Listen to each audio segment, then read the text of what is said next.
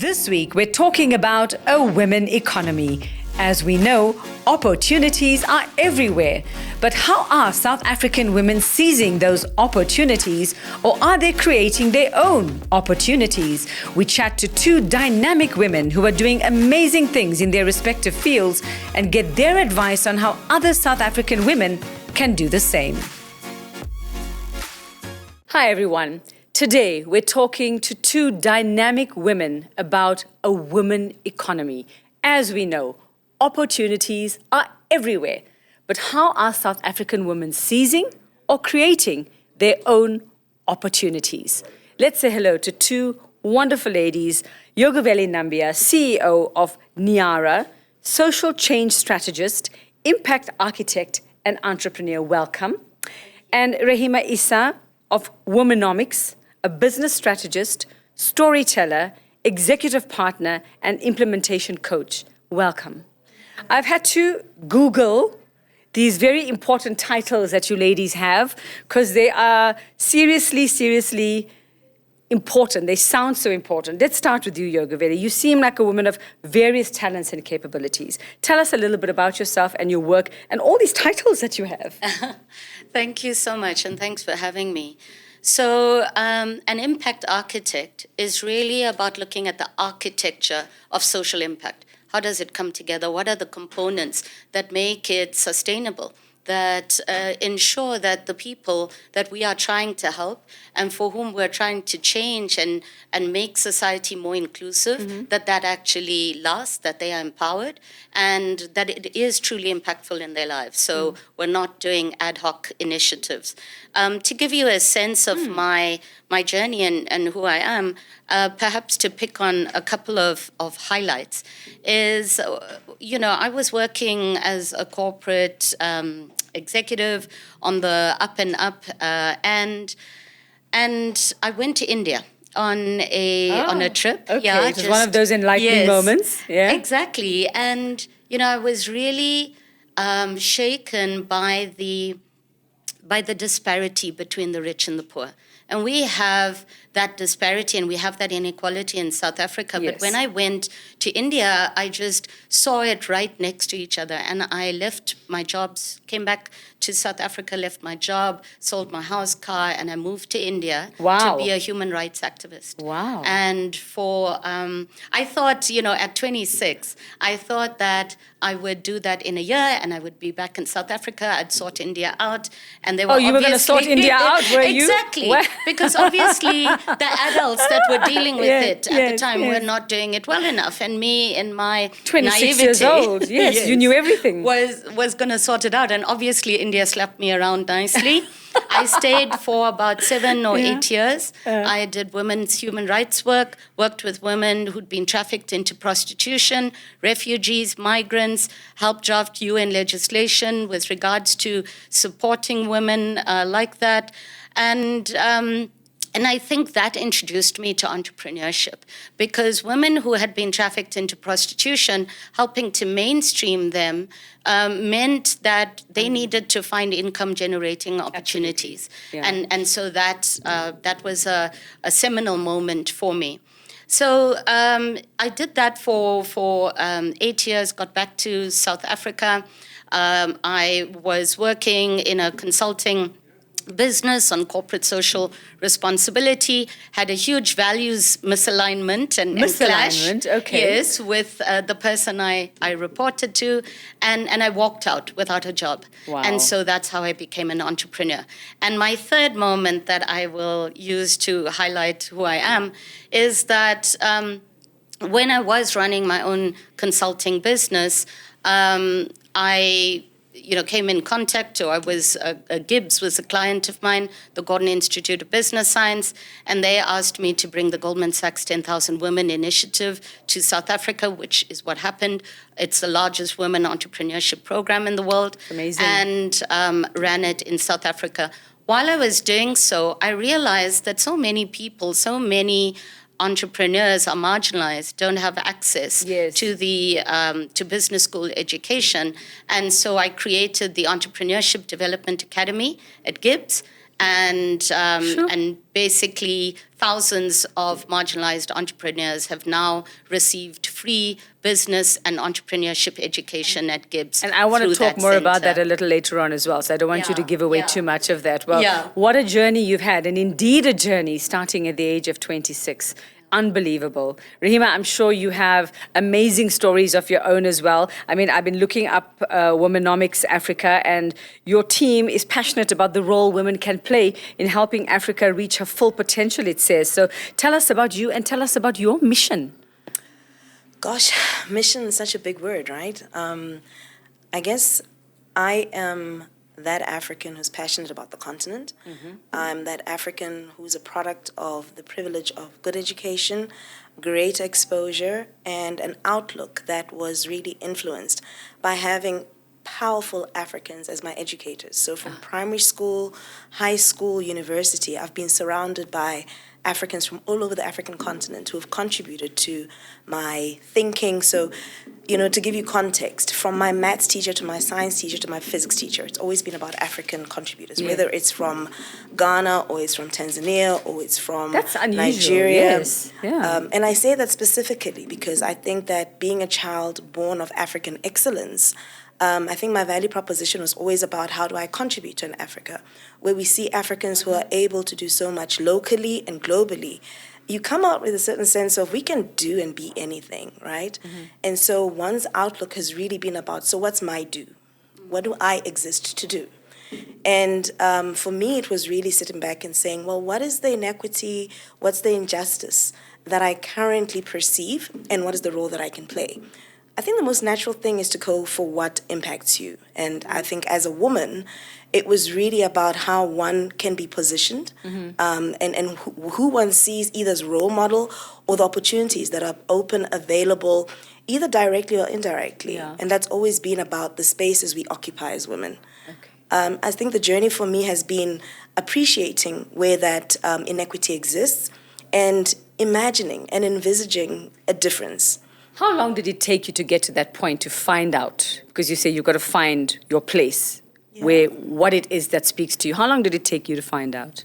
I think it's been there for a very long time, and I go back to upbringing. I think I grew up in Botswana. Okay. And growing up in Botswana, I think that outlook was always about, I guess I always say it's a privileged African context as well, where you've got global exposure to a lot of people, a lot of different ways of thinking. And this notion of social consciousness was there. So as a prerequisite in high school, you had to do a club, a service, and a sport. So your service was this recognition that if you sit in a place of privilege, you need to be in service. So we used forms, from Form 1 to Form 5. You had to do things. We did hospital visiting, we did teaching, we did SPCA visits, we did planting in the, we cleaned our own classroom. So it was always this notion of you exist and you are existing in a community. Okay. You exist in an ecosystem. So there was always that lesson of giving and giving back from the time you were young. From primary school, that has been grounded as a philosophy. And I think the important thing about that is about how do we make practical the things that we speak. So we will talk about Ubuntu. Yeah. And for me, it's a strange notion to speak of something where you don't have the evidence or the practice of it. Or you're not teaching people how to do it. You're not teaching young women and young girls how to do it. So people will say, how do you? And I'm like, how do you not? So you have a word, you have a language, you have a vocabulary about something, but you embed a practice. So my upbringing was a practice of being conscious of what is inequitable around me. Okay, so I'm going to credit your parents for this, all right? For that. I'm kidding. No, actually, you do need to credit my parents. We do need to credit the generations My before. family is originally from Tanzania. And one of my reasons, my dad was very adamant about moving. So I was born in Botswana, I was born in Zambia, and he was adamant about moving out of a system that was only going to teach us in Swahili. And one of the things that he has infused with all of us from the day one, my dad is the one who's always said to us that I'm not going to give you a trust fund. Your trust fund is going to be your education. Wow. So I have a father who would rather walk with feet, with shoes that, were totally threadbare. But he took us to the best schools. He gave us the Absolutely. greatest exposure. Absolutely. So that accreditation is Wow, very you ladies. valid. Well, you ladies are definitely making your impact on the continent, as I can see. I mean, again, like I say, researching you guys before we sat down to chat. And let's just talk very generally now. I mean, we know the impact you are making. It's obvious the two of you are dynamic women, like I described you. But what impact are South African women and women in Africa in general making on economies in their country? Are we seeing that? What's the evidence we are seeing of that? Yeah, I think from my side, when I look at what women are doing and how they're making an impact on the economy, I think it's multiple. The first thing we'd look at is the kind of corporate spaces that people are in and the entrepreneurial spaces that women are creating. And I think the work that women are doing in terms of their households and carrying, those loads so that the economy can be accessed by partners, by siblings, by children. That is often a discounted kind of responsibility and role that women carry.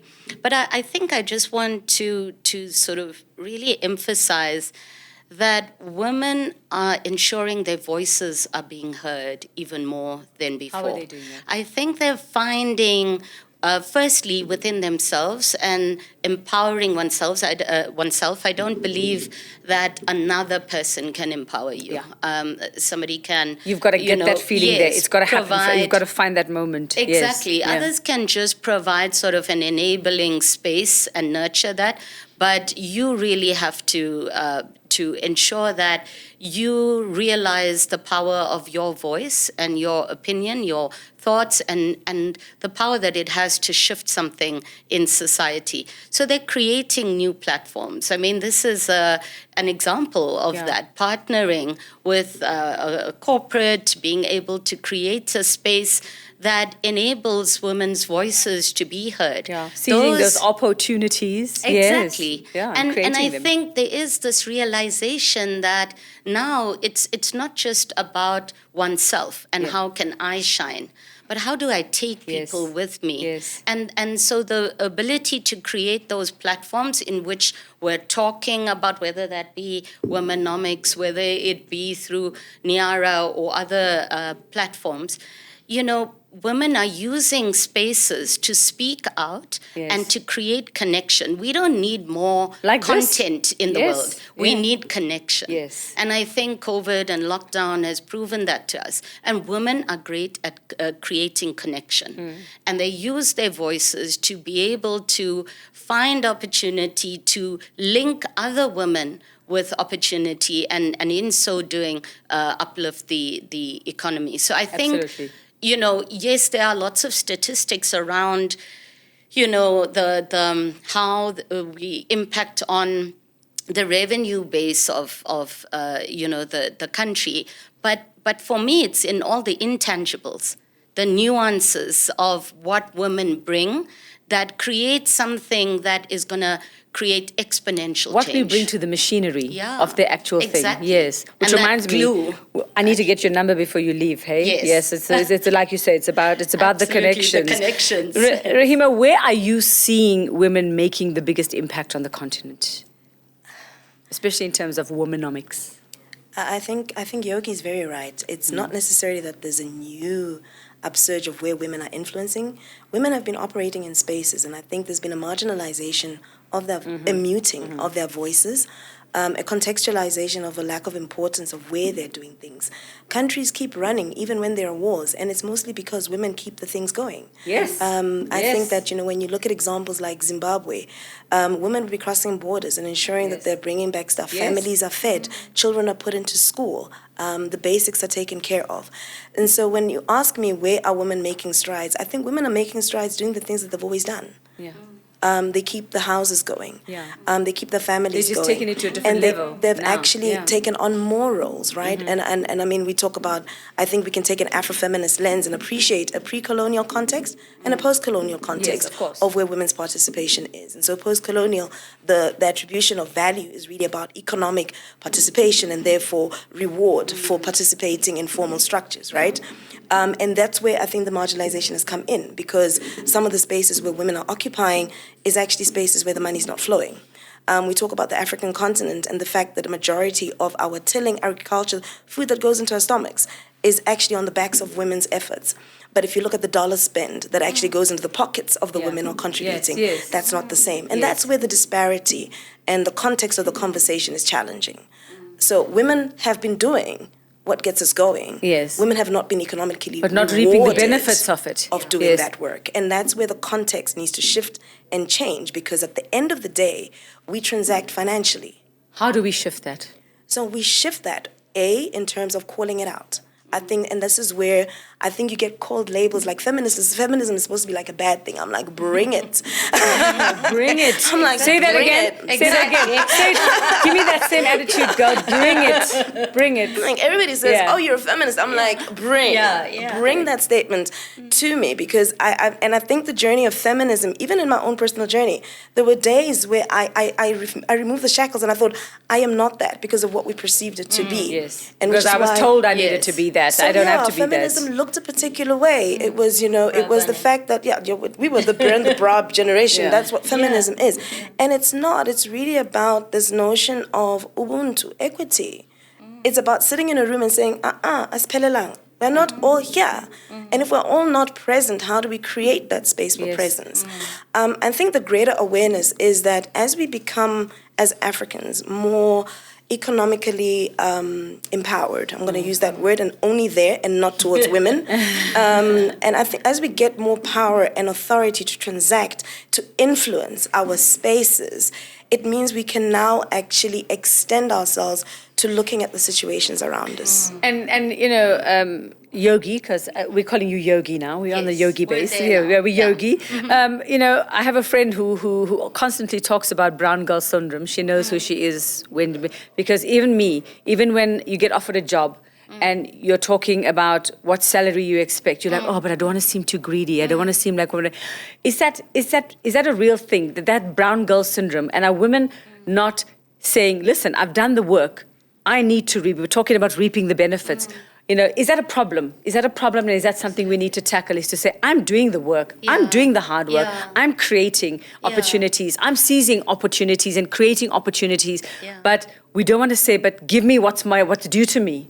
Absolutely. I mean, if you think about how young girls are sort of nurtured within their families, even in a space of love, it is, sort of be quiet. Don't cause a ruckus. Don't don't speak out too much. It's or the adults are speaking, or it's a space where, unfortunately, knowingly or unknowingly, families tend to shut down your voice. You go to school, and it's shown in many studies that, girls will put up their hands significantly less than boys to answer questions. And that's how, single-sex schools work, for example, that it allows girls to speak out a bit more. So when you've had this journey, when you've had all of this messaging throughout your life, to not speak up too much, to not, be too visible, to not create chaos in a place, to be the one that brings things together, that is gentle, that, then it becomes difficult to sit in situations like that. And we've been in boardrooms, right, where you're holding the highest title of your organization, and yet still you are, you're nervous about speaking out. You still wait for permission. You still expect in some way the environment or some messaging to come through to tell you that you are worthy, that you can speak up, that it's okay to disagree. So when you get into a salary negotiation type of space, I mean, that is incredibly difficult. And people of color struggle with that even more because that cultural conditioning is strong.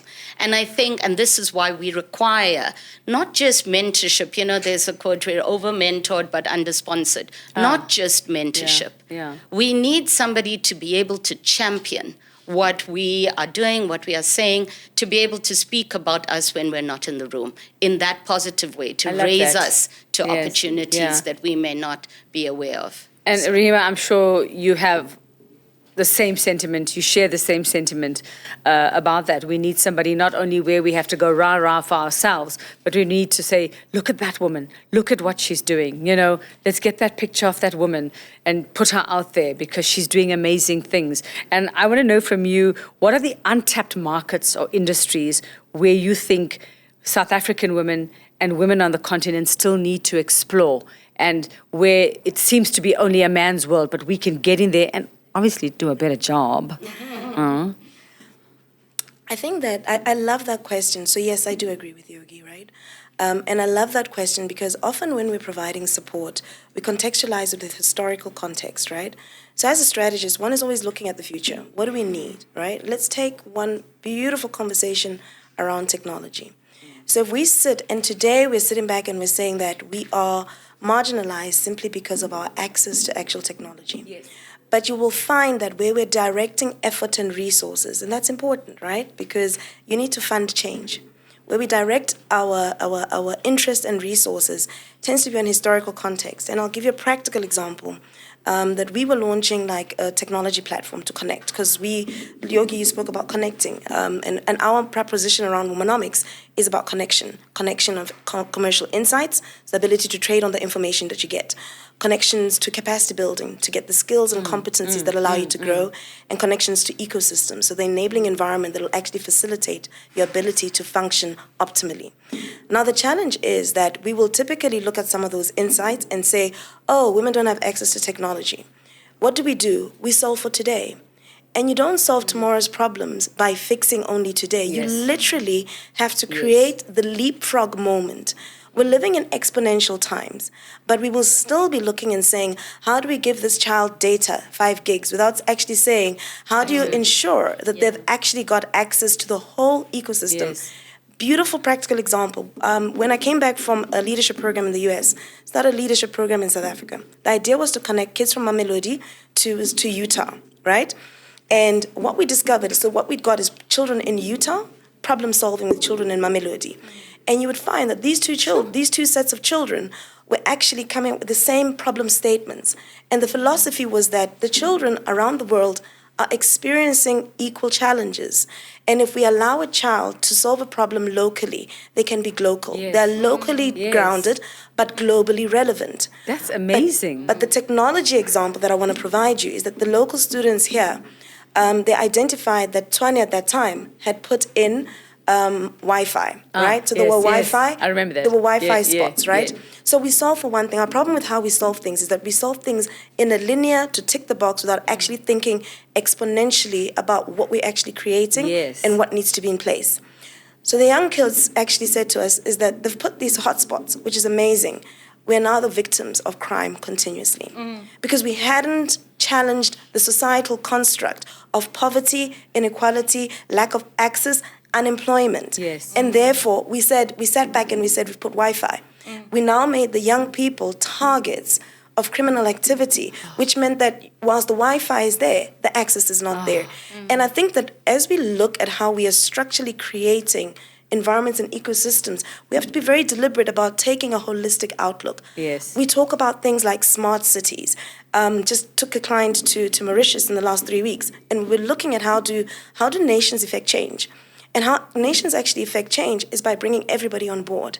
And you don't do that by necessarily all of us in the same room, but get enough role players to understand the challenges, but make sure you start. We get so caught up in South Africa and in creating the most perfect documents. We do nothing. It's all paperwork. It's all paperwork. We do nothing. When's your next trip to Mauritius? Can I just tell me so I can set a reminder to pack?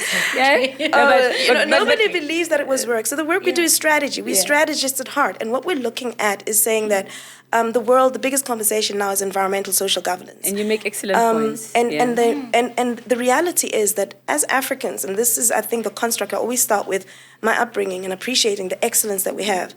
As Africans, there's so much about what the world is articulating and putting into vocabulary that is innate in our social cultural constructs already do. I love it. We divorce our Africanness from our commercial corporateness, and that's insanity. That's insanity. I love the points you're making. You're making such amazing points. And you actually stole my next question, but there's more to it in terms of resources. You spoke about what we're providing in terms of data and Wi-Fi and all of that. And Yogi, you know, I want to know from you your thoughts as well. Do you think there is enough support or information out there to help even Gogo, who is selling on the roadside, take that business and actually create an empire for herself and take it further? Are we doing that? Not only for our youngsters, and yes, that is where we need to be focusing a lot, but what about others who are sitting at home, middle-aged women who have ideas, they have things, but you know, there's so much red tape, they don't even know where to begin to create that opportunity for themselves and make their contribution, like we say, not only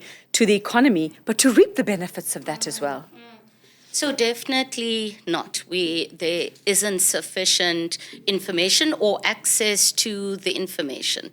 So there might be lots of different initiatives happening in different spaces, but as you said, there's red tape, and it's just difficult getting to that. It's just hard to even get information on where to start. Yeah. So the one thing is we don't take the informal economy seriously enough. So helping the go-go on the street is not even something that is really being done in a structured way. So getting information through to her is already difficult.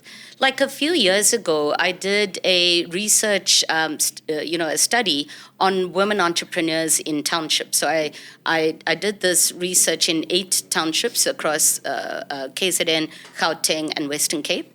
And the women spoke about this very thing.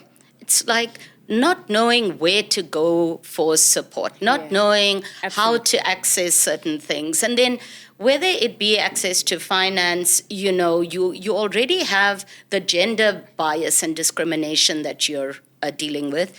You've got a disabling environment for entrepreneurs in the country, so irrespective of gender. You know, a few years ago, another South African study said that the environment is hostile. So that actual word was used, hostile towards entrepreneurs. Wow. And so I think we are doing a lot of work. We're doing it in isolation, in silos. We need connectedness again to come back to the whole connection. You know, and then when thinking about providing support, access to information, etc., we need to be careful that we're not creating an elitism into where we provide that support. Having run, like, for example, the Goldman Sachs 10,000 Women Initiative before, I saw how there is a particular group of women entrepreneurs that get supported in sort of particular industries, particular strata, and then they program hop. You know, so they get lots of access, which is great. But then you create a group that's on the periphery, and so you're kind of creating this like circle, information exclusivity. You know, and I think there are several issues in South Africa that we need to be looking at from a policy perspective. A lot of the current policies we have actually, you know, deal with this. But to action them is another story. Exactly. I mean, it's on paper. That's where it is. Exactly. Yeah. And so, for example, even like procurement from women entrepreneurs, you know, from the public sector, it said that only 1% of public sector business goes to women, as opposed to businesses owned by men. So we've got to be intentional about what we're trying to do with providing this information and providing access. It's not just about, let's tick a box, have we put the women in programs, have we supported youth here, and we tick just a box. Made the numbers look good, so we say we have so many women here. Exactly. We've got to be intentional about building a systemic approach, looking at, and this is not like rocket science. Yes. These are things that That's the just thing. very simply could be put in place to ensure that we support these various groups. My beautiful ladies, we're running out of time. Unfortunately, in 30 seconds, if you can give me your wish for South African women and women on the continent this Women's Month. Track record trumps intent. Most people don't know what they're going to do. They don't know how it's going to work out. You can talk about ideas as much as you want, and the only way of actually checking whether the idea works is by doing something. It doesn't matter how small, start. So rather than saying 3 years from now, I wish I did, 3 years from now, say, I learned this on the journey. So track record is a beautiful thing to be able to transact with. Amazing. Yogi? Yeah, just take action one step at a time. Like they say, the journey of 1,000 miles starts with one step. So be curious, believe in yourself. Everybody faces the same kind of challenges of believing in themselves. And then just take action, because all of us have the ability to change the world in some way. Okay. It's been amazing talking to you, ladies. Can you please put your phone number into my phone for the next Mauritius trip? Then take it, and then you, please, for your birthday party, I know that's coming absolutely. up. Yes, take the phone, take the phone. Yeah, there's Put connection those numbers right in there. Thank you so much. Mauritius, when you come with me to Mauritius, you're a client and you're paying. Okay, give it back. Thank you, ladies. This has been absolutely amazing. Thank you so much. Thanks for having us.